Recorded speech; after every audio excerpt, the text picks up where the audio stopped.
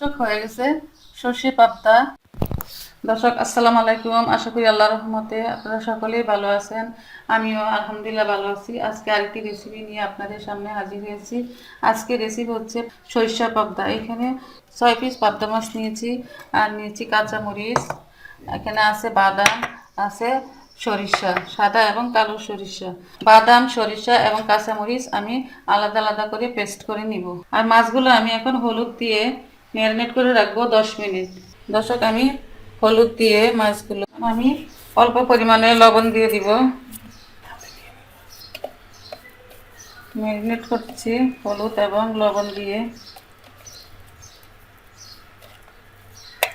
দর্শক এখানে একটু সামান্য পরিমাণে সরিষার তেল দিয়ে দিচ্ছি, যাতে মাছটা সহজে উঠানো যায়। কড়াইতে অনেক সময় মাছ আটকে যায়, যে এই আটকানোটা বন্ধ করার জন্য আমি একটু তেল দিয়েছি, যাতে করে ভালো করে উঠে যায়। তখন আমি 10 মিনিট জন্য রেখে দিব। দর্শক এখানে 2টা টমেটো নিয়েছি আমি। এই টমেটোগুলো আমি কেটে ব্লেন্ডারে ব্লেন্ড করে নিব। দর্শক মাছ ভাজার জন্য আমি এখানে একটা পাতিলে প্যানে আমি তেল দিয়ে দিচ্ছি। দর্শক তেল গরম হয়েছে, এখন আমি মাছগুলো দিয়ে দিব।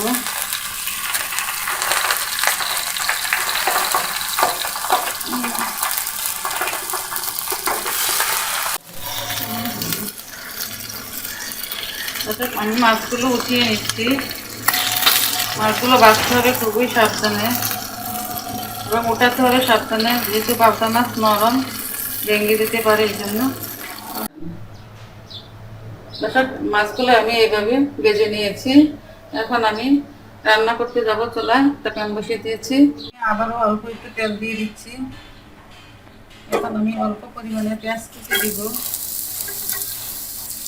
পেঁয়াজ কুচি ভালোভাবে ভেজে নিব। এখানে 1/2 চামচ হলুদের গুঁড়া দিব। অল্প পরিমাণে মরিচের গুঁড়া দিচ্ছি।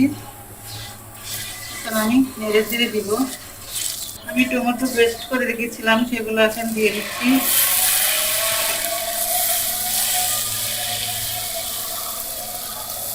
ভালোভাবে নাড়াচাড়া করবো, যাতে টমেটোর কাঁচা গন্ধ না থাকে।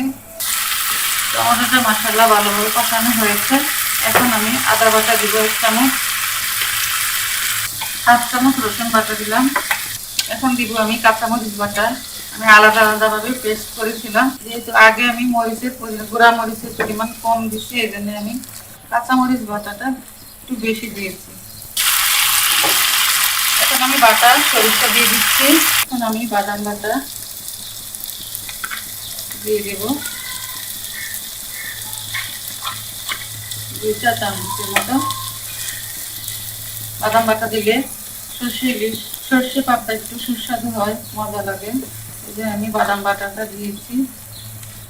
যে কোনো বাদাম বাটা দেওয়া যায়, চীনা বাদাম, কাজু বাদাম।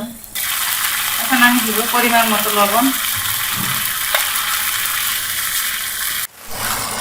মশলা কষানোর জন্য আমি অল্প পরিমাণে পানি দিয়ে দিচ্ছি, যাতে মশলা ভালোভাবে কষানো হয়, গ্রেভিটা দেখতে সুন্দর হয় এবং খাইতেও সুস্বাদু হয়। দর্শক মশলা কষানো হয়েছে, মশলা তেলটা উপরে চলে আসছে। উপরে তেল চলে আসলে, এরকম দানা দানা হলে ছেড়ে ছেড়ে দিলে মনে করুন মশলা কষানো হয়েছে। এখন আমি মশলা কষানোর মধ্যে আমি ঝোল দিয়ে দিব।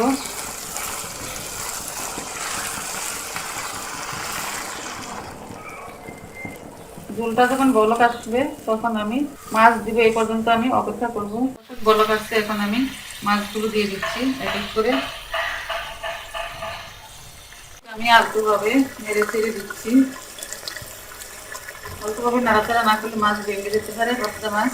তরকারি প্রায় শেষ পর্যায়ে এখন আমি 2 কাঁচামরিচ কেটে দিয়েছি। এখানে আস্তা কাঁচামরিচ দিয়েছি 3টা। দর্শক তরকারিটা হয়ে গেছে। আমি প্রায় 7 থেকে 8 মিনিট তরকারি রান্না করেছি। এখন নামানোর আগে আমি ধনিয়া পাতা দিয়ে দিচ্ছি। ধনিয়া পাতা দিয়ে তরকারি আমি নামিয়ে নিব। দর্শক হয়ে গেছে সর্ষে পাবদা। আমি আশা করি ইনশাল্লাহ ভালো লাগবে। এই রেসিপিটা ফলো করবেন, দেখবেন যে খেতে অনেক সুস্বাদু হবে।